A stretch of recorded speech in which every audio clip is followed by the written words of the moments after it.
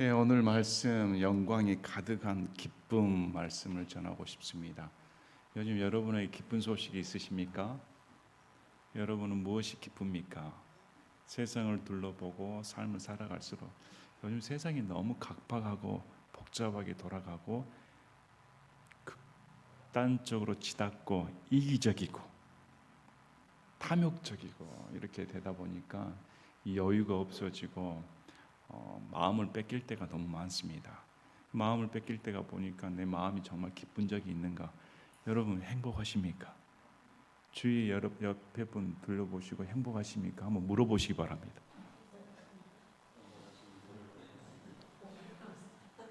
정말 행복하십니까? 내 마음에 지금 예수님 믿어서 기쁜 척은 해야겠는데 예수님 만나가지고 행복한 척은 해야겠는데 진짜 내 마음 가운데 기쁨과 행복이 있는가? 정말 내 마음에 기쁨이 있는가? 그래서 오늘 말씀을 들어보시면 베드로라는 노사도가 이제 곧 죽임을 당합니다. 이런 노사도가 성도들에게, 고난받는 성도들에게 말씀 편지를 적어주는데 어떤 글의 내용이었을까 살펴보시면 성도들의 진정한 기쁨이 무엇인가 다시금 새겨볼 수가 있습니다. 우리가 왜 신앙생활 하는가, 왜 예수를 믿는가, 이건 너무도 중요한 문제입니다. 왜 다 교회에 보면 교회 다니는 사람들 다닌다고는 치는데 너무 헛발질하고 잘못 믿는 경우가 대부분 아닙니까? 여기 가르치는 사람이 올바른 하나님의 말씀을 전하는 대신에 그냥 성공주의, 그냥 기복신앙, 자기 연민, 자기 중심적인 전혀 하나님과 상관없는 일을 버젓이 버리고 예배드린다고 하면 우리 구약의 대언자가 어떻게 말씀하셨습니까? 하나님께서 난 너희들 예배 받지 않는다. 많은 숫자, 많은 헌물, 많은 헌금을 갖다 준들 나는 그거 원한 적이 없다. 하나님께서 원하는 것은 나를 아는 것이다. 하나님을 아는 것을 원하는데 단상에서 하나님을 가르쳐 주지 않는데 어떻게 성도들이 아멘할 수가 있단 말입니까? 저는 그런 설교를 듣고 아멘 하시는 분 보면 대단한 믿음의 사람이다. 저는 바른 말씀을 전한다고 하는데 아멘이 안 나와요. 바른 말씀을 전하면 아멘 할 줄 알았는데 다 이렇게 참 오늘 말씀 자식은 정말 내 마음 가운데 내 마음이 삭막해졌으면 내 마음이 근심으로 가득 차 있으면 세상 가운데 내 마음을 뺏겼으면 다시 회복되시는 시간 되시기 바랍니다. 여러분 참 기쁘고 싶지 않습니까? 얼굴이 환하게 기쁘고 하나님 앞에 이렇게 되면 요즘 저에게 우리 오랜만에 만나신 분들이 왜 얼굴이 그렇게 못쓰게 됐습니까? 살이 왜 이렇게 빠지셨습니까? 어디 아프십니까? 제가 생각해 봤습니다. 아, 내가 요즘 기쁘게 살고 있는가? 생각해 봤더니 기쁨이 없습니다. 진짜.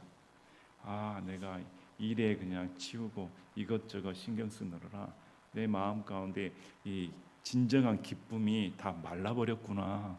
이런 생각이 들어서 오늘 말씀을 이걸 정해서 서로 기쁨이 회복되는 시간을 가져야겠다 생각이 들었습니다. 자, 사도 베드로가 지금 편지를 쓰는데 편지를 받는 수신자들은 다 뿔뿔이 흩어져 고난받는 성도들이었습니다. 로마의 핍박에 의해. 그래서 우리처럼 평온하게 이렇게 편하게 예배를 드릴 수 있는 그런 환경이 아니었습니다.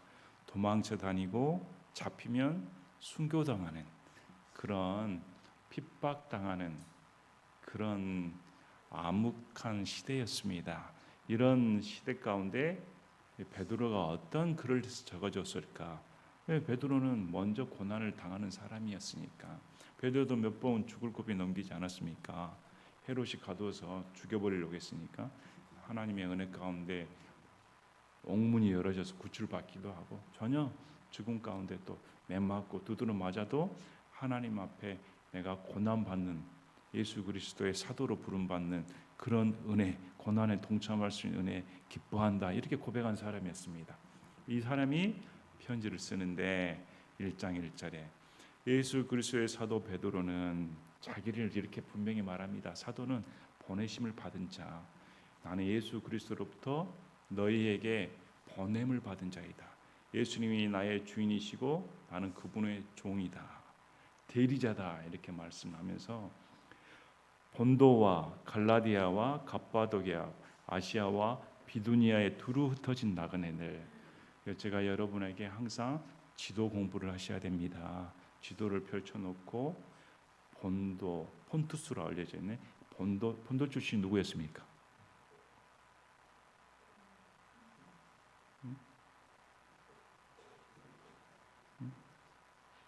본도에서 온 사람.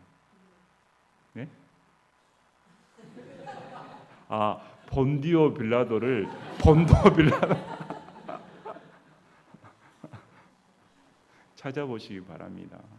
바울 사역을 도와줬던. 자, 본도, 갈라디아, 갑바도기아, 아시아와 비두니아 이렇게 각지에 두루 흩어진 나그네들 이렇게 말합니다. 여러분, 나그네입니다. 지금 사도 베드로가 성도를 지칭한 말에 가장 먼저 눈에 띄는 말은 나그네다. 저와 여러분도 나그네입니다. 여기서 영원히 살 생각하지 마시길 바랍니다. 여기서 영원히 살 생각하신 분은 하나님께서 보셨을 때 그래 너는 천국에 오지 말고 영원히 살아라. 여기서 영원히 살고 싶지 않은 사람은 저는 하나님과 살고 싶습니다. 여러분, 하나님과 살고 싶다는 욕망이 들어야 정상입니다. 이 세상 빨리 떠나고 싶어야 정상입니다. 그게 왜 비정상입니까? 하나님 만나고 싶은데. 우린 나그네입니다. 언제 떠나야 될지 모르는. 그래서 사도 베드로가 우리는 나그네다. 여긴 정처 없이 떠돌아다니는 나그네고 우리의 안식처가 될 수 없다. 짐 싸고 언제든지 본향으로 갈 준비가 돼 있어야 된다. 여러분, 나그네입니다. 그래서 세상 가운데 연연해하지 마시기 바랍니다. 무엇을 먹어야겠다, 무엇을 입어야겠다가 저 사람처럼 어떻게 해야 되겠다. 이건 아무 의미가 없습니다. 내 본향은 천국이니까. 그래서 나는 나그네입니다. 이렇게 나그네면 이 땅 가운데 정을 둘 수가 없다. 그래서 여러분이 나는 나그네인가 아닌가?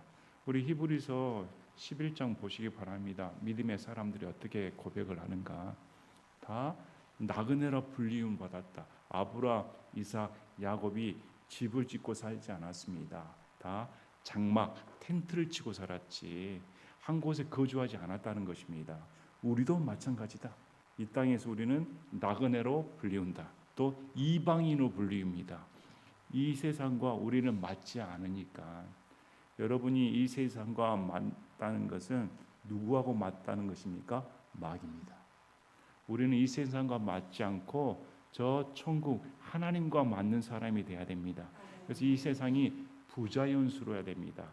세상이 돌아가는 환경, 철학, 이런 뉴스에서 나오는 뉴스거리들 전부 다 우리하고 맞지 않아야 됩니다. 전부 다 이스라엘을 욕하지 않습니까? 왜 이스라엘이 이란 괴롭히냐고. 또 교회도 이스라엘 편에 서지 않고 이란 편에서는 그건 교회가 아닙니다. 분명히 말씀드리지만 구원은 어디서 나옵니까? 유대인입니다. 이거 예수님이 하신 말씀입니다. 이스라엘에서 구원이 비롯되어 우리에게 넘어온 것이지 우리가 자생적으로 할 수는 없는 것입니다. 성경에서도 분명하게 이스라엘을 대적하는 자는 하나님께서 멸절시켜버리겠다. 왜 어떻게 이스라엘 대적합니까? 하나님의 이름을 둔 곳이 예루살렘입니다. 하나님의 발받침이 예루살렘입니다. 그것도 성전입니다. 근데 어떻게 이스라엘을 대적하는 말을 할 수가 있단 말입니까? 그건 있을 수 없다. 바로 배우셔야 됩니다. 그래서 우리는 나그네다 이렇게 생각하셔야 됩니다. 자, 이 명칭이 나그네들인데 그럼 나그네면 지위가 없지 않습니까? 세상에서 알아줍니까 나그네를? 우리도 사람들 이렇게 보면 아르바이트생은 정규직이 아니죠. 그래서 그냥 아르바이트생이지 언제나 떠날 수 있는 사람이지 아르바이트생한테 무슨 물려주거나 그런 일은 없지 않습니까? 마찬가지로 나그네로 하면 사람들이 우리를 지켜 세우겠습니까? 이 세상에서 받을 게 없지요. 그런데 그 다음 명칭을 줍니다. 그게 선택받은 자들이다. 나그네인데 선택받은 자입니다. 누구에게? 하나님께. 참, 이게 너무도 귀한 말씀입니다. 여러분, 나그네는 누가 눈여겨 보여주지 않는데 하나님께서 이런 나그네를 선택하셨다. 다른 사람이 아니라, 안 믿는 불신자를 하나님께서 선택하신 게 아니라 믿는 자를 선택하셨다. 그래서 저와 여러분이 예수를 믿는 자라면 하나님께 선택받은 자입니다. 여러분, 선택받은 자란 특권이 얼마나 놀랄까요? 하나님이 나를 뽑아주셨는데 별로 감동이 없으신 것 같습니다. 하나님이 나를 뽑아주셨다. 그게 무엇 때문에? 하나님 아버지의 미리 하심에 따라. 분명히 성경에서는 선택받았다고 말합니다. 우리가 선택한 것이 아닙니다. 너무 많은 사람들이 착각을 합니다.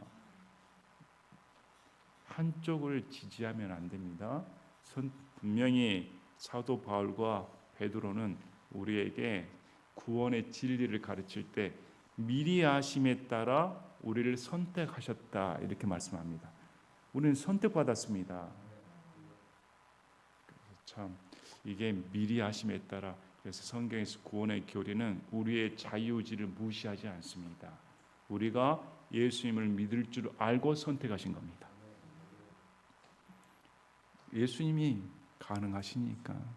그래서 이미 저와 여러분이 믿기 전에 예수님은 십자가에 달리셨을 때 우리를 알고 계셨다. 세대를 뛰어넘어서 시대를 초월하여 온 천하 만물을 지으신 그분이 우리를 알고 계셨다. 그분이 언제 죽임 당했다고 성경은 말씀합니까? 2000년 전에 십자가에 죽임 당하셨는데 성경에는 창세 전에 죽임 당하셨다. 왜? 그분 앞에서는 모든 것이 현재형입니다. 그분 앞에는 모든 것이 이미 이루어진 것입니다. 그래서 에베소서 2장 말씀 보시기 바랍니다. 이미 믿는 순간 저와 여러분은 하늘 왕자 우편에 앉힌 바 되었다. 하나님 눈에서 보면 우리는 이미 앉힌 바 된 상태입니다. 이미 선택받았다. 이렇게 말씀합니다. 어떻게? 성령의 거룩히 구별하심을 통해. 성령께서 우리를 거룩히 구별했다는 말은 따로 분리시켜 놓았다. 더러운 시궁창에서 같이 뒹굴고 살았는데 거룩한 성령께서 나를 뽑아 따로 씻겨주시고 목욕시켜주시고 새 옷 입혀서 따로 챙겨 놓았다. 성령님의 능력으로. 그게 순종함과 예수 그리스도의 핏부름에 이르도록.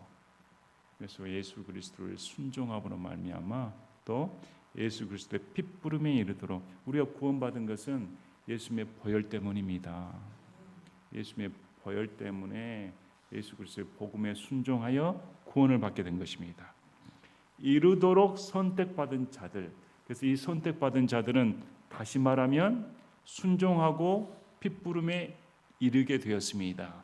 그 이르게 된 이유가 성령님의 거룩히 구별하심을 통해. 아시겠습니까? 미리 아심에 따라 이런 역사가 내게 벌어졌다. 그래서 구원은 말씀드린 것처럼 물에 빠진 자가 스스로 물에서 구출받을 수가 없습니다. 가만히 놔두면 물에 빠져 죽게 되었으니까 그 사람을 구출하기 위해 구명조끼를 던졌습니다.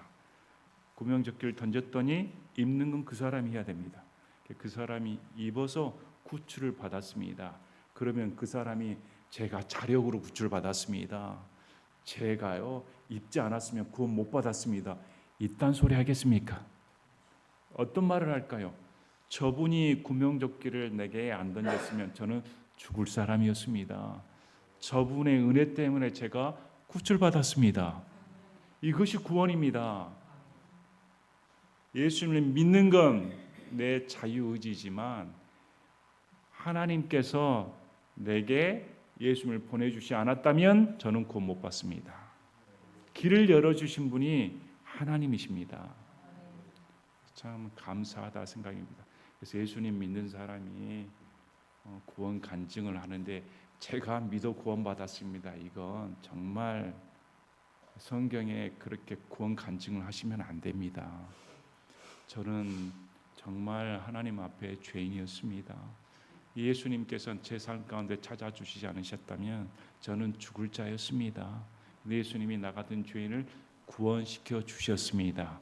항상 구원의 주체가 예수님이 돼야 됩니다. 예수님께 높임, 영광을 돌려야 됩니다.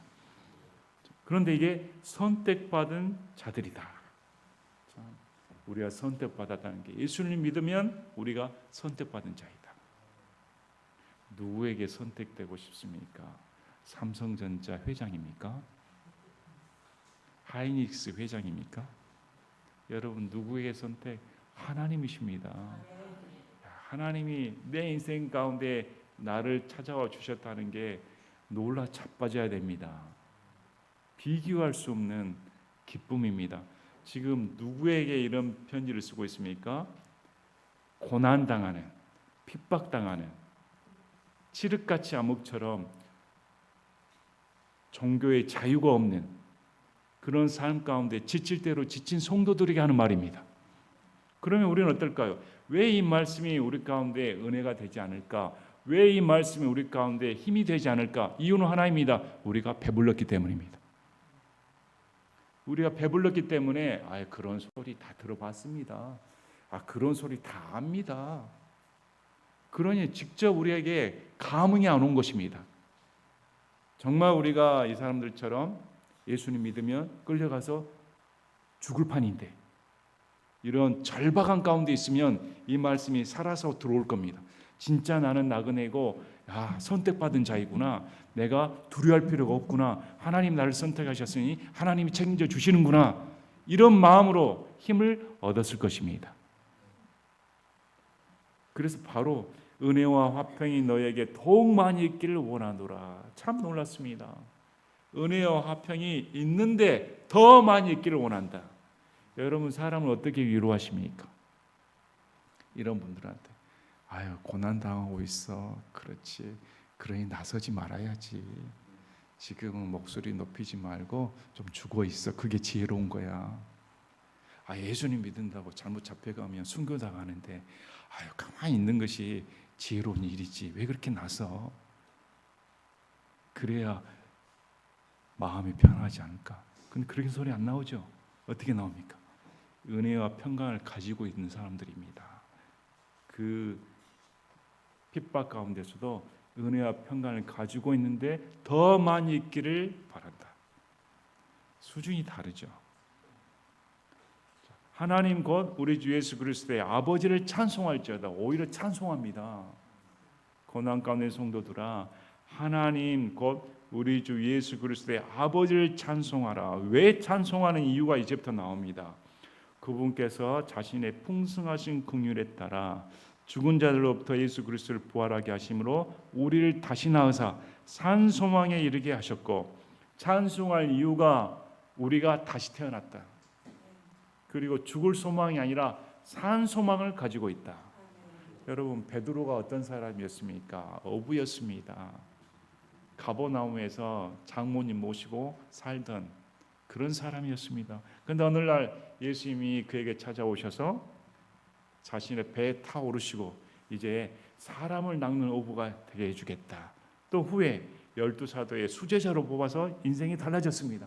그런데 그가 모든 것을 버려두고 갔습니다. 삶의 터전을 다 버리고 예수님을 쫓았습니다. 그런데 한 가지 욕망이 있었습니다. 우선순위를 가지고 싶었습니다. 내가 그래도 제자 중에 가장 뛰어나야지. 저것들이 자기가 오른편 왼편을 차지하려고 해. 그래도 내가 수제자인데. 이런 욕망이, 세상적인 욕망이 가득한 사람이었습니다. 뿐만 아니라 자기가 제일 예수님을 사랑한다고 생각했는데 예수님이 잡히시던 날, 그것도 하녀 앞에서 예수님을 부인해 버립니다. 부인한 것조차 더 저주해 버립니다. 아주 신앙이 나락까지 갔다가 갈릴리 바닷가에 다시 찾아오신 예수님에 의해 회복되고 부활하신 예수님이 고린도전서 15장 5절을 보면 게바를 따로 만나 주십니다. 부활하신 후에. 그래서 그가 부활을 목격했습니다. 그 후에 그의 삶이 완전히 달라져 버렸습니다. 이제 목숨을 구걸하지 않습니다.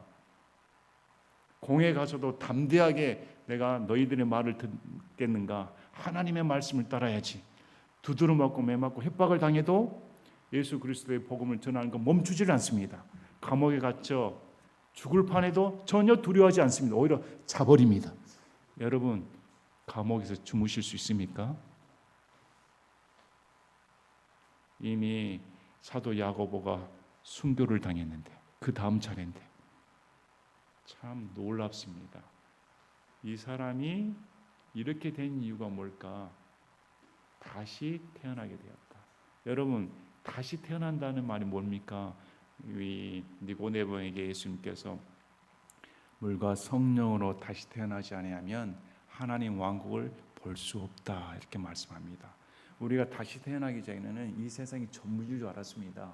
이 세상에서 그냥 먹고 마시고 죽는 것이지 한평생 그렇게 살다가 어떤 개그맨처럼 죽을 때 유언이 뭡니까? 잘 놀다 갑니다. 참, 그게 그 개그맨의 무서운 사람이니까. 그게 그 인생이 얼마나 불쌍합니까? 간 곳이 어디일까? 안 믿으면 지옥인데. 다시 태어나지 아니하면, 다시 태어나면, 물과 성령으로 인해 다시 태어나면 눈이 열려서 이 세상에 속한 사람이 아니라 저 세상에 속한 사람이 된다는 것입니다. 저 세상에 속한 사람으로 태어난 겁니다. 신생아처럼 새로운 창조물이다. 응애하면서 태어나는 것입니다. 하나님께서 우리에게 보셨을 때는 신앙의 나이에 따라 신생아부터 청년 아니면 노년층까지 다시 태어난다. 야, 이게 얼마나 놀라운 일입니까? 다시 태어나야 산 소망을 갖습니다. 다시 태어나지 않는 사람은 이 세상에 썩어질 것. 여러분, 아무리 주식이 오르고 돈이 뻥튀기 되어도 그거 가지고 갈 수가 있습니까? 아무리 부동산이 튀어도 가지고 갈 수가 있습니까? 재산 10원짜리 동전 하나 가지고 못 가는 인생 아닙니까? 죽는, 썩어지는 소망입니다. 그런데 베드로에게 산 소망이 생겼습니다. 이 산 소망은 확신한 소망이고 썩어지지 아니하며 지금도 존재하고 있으며 없어지지 않는 그런 소망이다. 그래서 뒷구절에 나옵니다. 너희를 위해 하늘에 마련된 썩지 않고 더럽지 않으며 사라지지 아니하는 상속 유업이다. 우리의 소망입니다. 그건 썩지 않고 더럽혀지지 않고 사라지지 않습니다. 이것이 진짜 소망이다 말합니다. 보이는 것이 소망이면 보이는 것은 사라져버린 것입니다. 우리의 소망은 보이지 않는 것이 진정한 소망이다. 왜? 보이지 않는 것이 영원하니까. 여러분, 천국 보입니까? 하나님 보입니까? 보이지 않는 것이 영원하다고 말합니다. 우리가 눈으로 보이는 것은 한시적이고 우리가 눈으로 보는 이런 육적인 것들은 다 썩어져 버린다. 성경에서 어떻게 말할까요? 마지막 때에 원수의 원수 하나까지 다 불에 태워버린다. 없애버린다고 성경 말씀합니다. 그러면 진정한 산 소망은 무엇일까요? 저 천국 소망이다. 지금 이걸 누구에게? 고난받는 성도들에게. 이 세상의 죽음이나 이 세상의 고난에 연연할 필요가 없다. 왜? 내가 하나님께 선택받았고 그분이 나의 인생을 책임져주며 그분이 나를 다시 태어나게 했으니까. 다시 태어나게 했으니까 죽었다 갈 수가 없습니다. 버려질 수가 없습니다. 구원은 번복되는 것이 아닙니다. 내가 태어났는데 어떻게 다시 숨을 안 쉬고 있다고 말할 수가 있습니까? 지금 숨 쉬고 있는데. 다시 태어나면 하나님의 자녀로서 영원한 상속 유업자입니다. 번복될 수 없는. 그래서 5절에 너희는 마지막 때에 드러날 준비가 되는 구원에 이르도록 믿음을 통해 하나님의 권능으로 보호받고 있다. 아무도 눈여겨보고 있지 않는데 솔직히 이런 절박한 상황 가운데서는 믿음 지킨다는 게 쉽지 않습니다. 나도 나를 못 믿을 테니까 내가 언제 배반할지 모르는데 베드로도 그렇게 이미 배반한 사람 아닙니까? 근데 베드로가 이 고백을 합니다. 하나님께서 나를 지켜주셨다. 이게 하나님의 권능으로 보호받고 있다. 너희들 걱정할 필요 없다. 이 산소망을 그래 내가 끝까지 쟁취해야 구원을 받는 모양이다. 아닙니다. 하나님께서 그 구원에 이르도록 하나님의 권능으로 보호해 주고 있다. 염려하지 말라는 것입니다. 그래서 여러분 염려하지 마시기 바랍니다. 또 준비가 되어 있는 구원에 이르도록 저와 여러분이 그날이 준비가 되어 있습니다.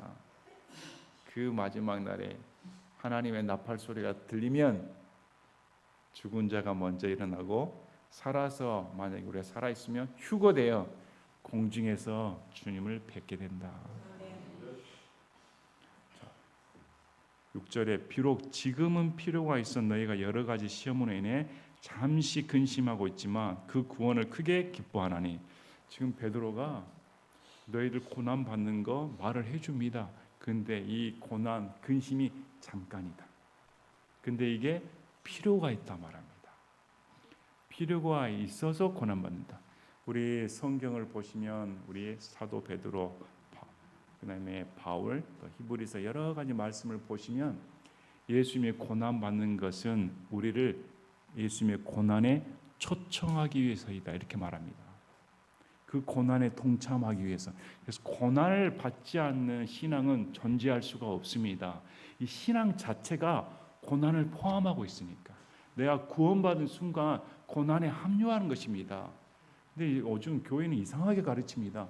고난을 받으면 신앙을 못하는 사람, 고난이 없으면 축복받은 사람. 성경 그렇게 말하지 않습니다. 성경은 고난 받으면 하나님의 사람, 고난이 없으면 버림받은 사람. 성경 그렇게 가르칩니다. 그 고난도 신앙으로 고난 받아야 되지, 공부 못 해가지고 시험 떨어졌더니 고난 받는다, 이런 고난을 인정하지 않는다고 말하지 않습니까? 우습죠? 내가 하나님 앞에 신앙생활을 하고 있는데 여러 가지 시험으로 인해 잠시 근심하고 있다. 그래서 시험거리 없는 신앙은 존재하지 않습니다. 한 가지 두 가지가 아니고 여러 가지입니다. 근데 그 구원을 크게 기뻐하나니. 이 구원, 다시 태어나서 상속 유업을 받게 되고 하나님의 권능으로 보호받는 이 구원을 크게 기뻐하고 있다. 참, 이런 고난 가운데서도 크게 기뻐할 수가 있을까? 우리는 어떨까? 저 자체가 정말 나는 이 신앙으로 고난을 받아 이 고난 가운데서도 이런 상황에서 크게 기뻐하고 있다. 그냥 기뻐하는 정도가 아니라 크게 기뻐하고 있다. 구원 때문에. 이것은 너희 믿음의 단련이 불로 단련해도 없어지는 금을 단련한 것보다 훨씬 더 귀하여 예수 그리스도께서 나타나실 때 칭찬과 존귀와 영광으로 드러나게 하려 함이라. 이 고난을 통해 예수님께서 오셨을 때 칭찬과 존귀와 영광으로 갚아준다. 그래서 내가 기뻐한다. 이렇게 문맥을 따져보면 우리가 신앙 때문에 고난받고, 어떤 분은 뭐 부부 관계 때문에 집에서 또 가족 간의 신앙 문제로 고난받기도 하고, 직장 생활에서 고난받기도 하고, 또 뭐 교회가 핍박받기도 합니다. 옳은 소리 했는데 이상한 교회로 몰리기도 하고, 이스라엘 지지하고 우파 말을 하면 2단 3단 논해버리는 이상한 교회가 돼버리지 않습니까? 그거 전혀 신경 쓰질 않습니다. 왜? 예수님이 갚아주시니까. 예수님께서 우리 신앙을 갚아주신다. 감사하다 생각하셔야 됩니다. 고난받을 때 기뻐하시기 바랍니다. 내가 예수님께 칭찬받는다. 가족 가운데 가족들이 나를 미친놈, 이단에 빠졌다 이러면 감사합니다.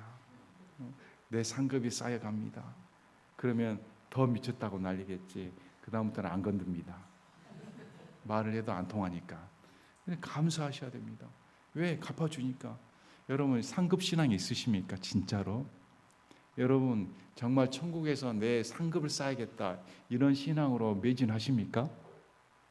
진짜 그날에 가서 하나님 앞에 내가 칭찬과 존귀와 영광이 내 인생 목표이다. 그래서 여기 고난받는 거, 예수님 때문에 고난받는 거, 더 고난받을수록 전 기쁩니다. 그분이 더 갚아주시니까. 이런 마인드로 살고 계시는가? 아니면 고난은 지긋지긋해가지고 나는 고난 싫어. 그날에 일단은 그날은 그냥 가도 이렇게 생각하시는가? 더 8절 보시기 바랍니다. 너희가 그분을 보지 못하였으나 사랑한도다. 지금도 너희가 그분을 보지 못하지만 그분을 믿고 있다. 말할 수 없고 영광이 가득한 기쁨으로 기뻐하나니 이는 너희가 너희의 믿음의 결말 곧 너희 혼의 구원을 받았기 때문에. 이들이 영광이 가득한, 말로 표현할 수 없는 영광이 가득한 기뻐하는 그 기쁨은 혼의 구원을 받았다. 여러분이 혼이 구원받았다는 사실에 이 기쁨이 영광이 가득한 기쁨이라는 사실 아십니까? 세상이 주는 기쁨은 사라져 버립니다. 상대적입니다. 같이 비교를 해서 저 사람보다 나으면 우쭐대고 기뻐하는 것입니다. 또 인생이 조금만 순탄하게 되면 기뻐합니다. 그건 찰나적입니다. 거기에 영광을 둘 수가 없습니다. 아무리 금메달을 따고 영광스러운 지책을 얻은들 순식간에 사라져 버립니다. 올림픽 금메달 금방 몇 달 방송 나오고 사라져 버리지 않습니까? 진정한 영광스러운 말로 표현할 수 없는 기쁨은 우리 혼의 구원이다. 여러분 정말 혼의 구원의 기쁨에 감격한 적 있으십니까? 그런데 왜 이러십니까? 왜 얼굴에 인상이 가득 쓰십니까? 전혀 구원받지 못한 사람처럼 어째 그렇게 불행한 얼굴을 가지고 계실까?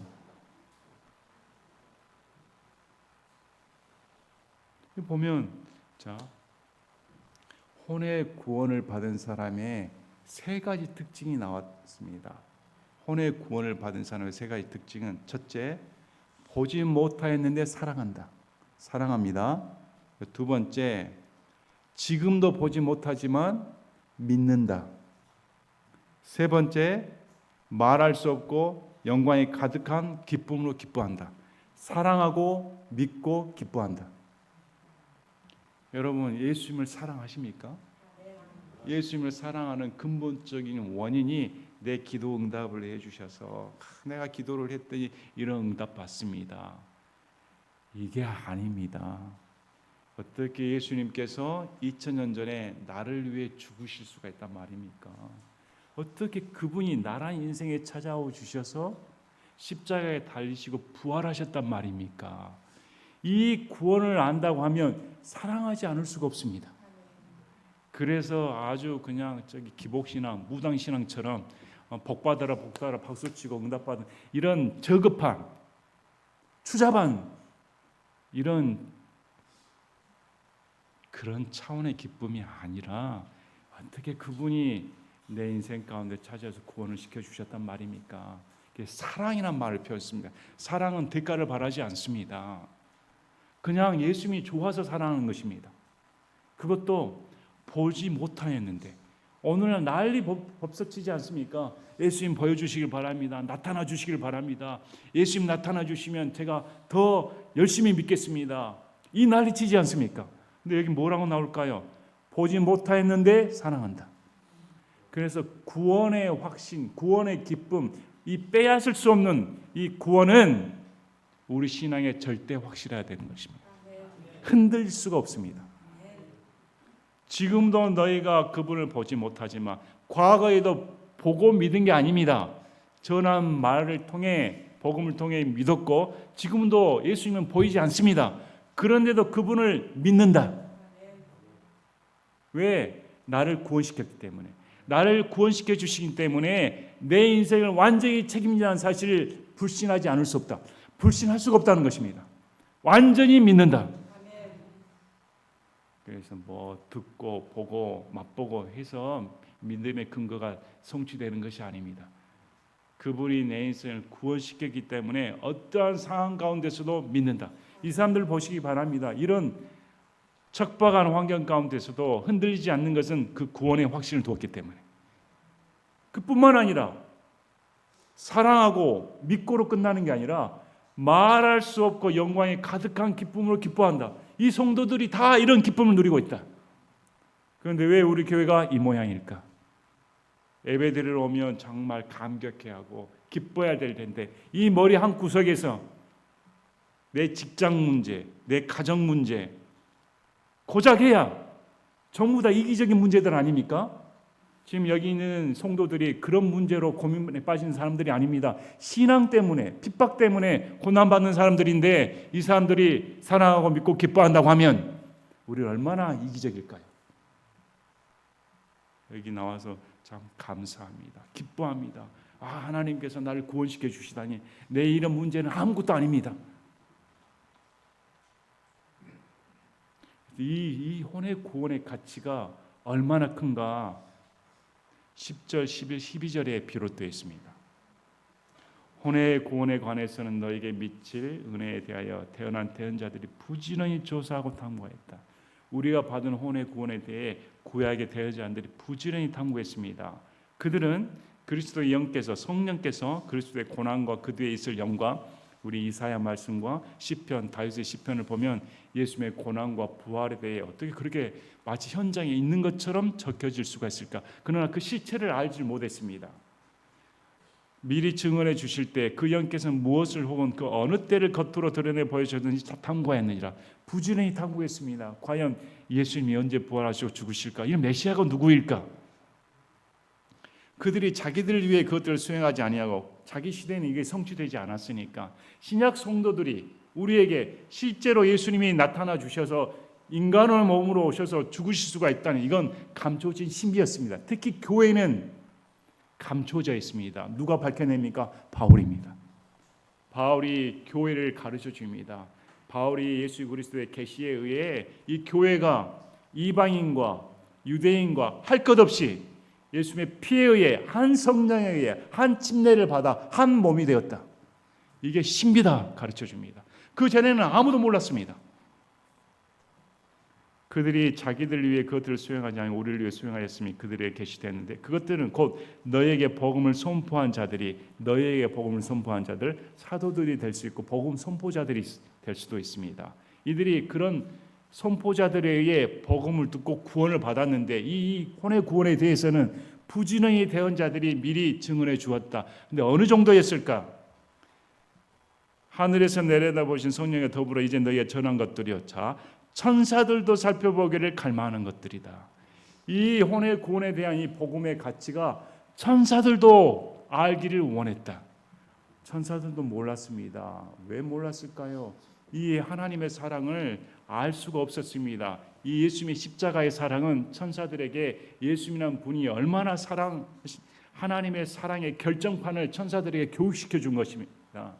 천사들 어떻게 알 수가 있겠습니까? 어떻게 자기가 모시는 여호와 하나님이신 그분이 감히 쳐다볼 수도 없는 천상에서 천사들 하나님을 쳐다볼 수도 없습니다. 그룹스라 버리시기 바랍니다. 얼굴을 가리지 않습니까? 근데 그 존재가 인간으로 내려오시다니, 인간으로 내려오셔서 인간에게 멸시를 당하고 십자가에 못 박혀 죽을 수가 있다니 어떻게 그런 일이 벌어질 수가 있을까? 천사들도 알기를 원했다. 이러한 놀라운 사랑을 우리에게 보여주셨는데 그 사랑의 가치가 우리 혼의 구원입니다. 우리가 이런 혼의 구원을 받았다 하면 기뻐야 되지 않습니까? 이 영광스러운 기쁨을 누려야 된다. 참 우리가 너무 복음을 소홀히 여깁니다. 이 복음이 얼마나 역동적이고 가치가 있는지 무시할 때가 많습니다.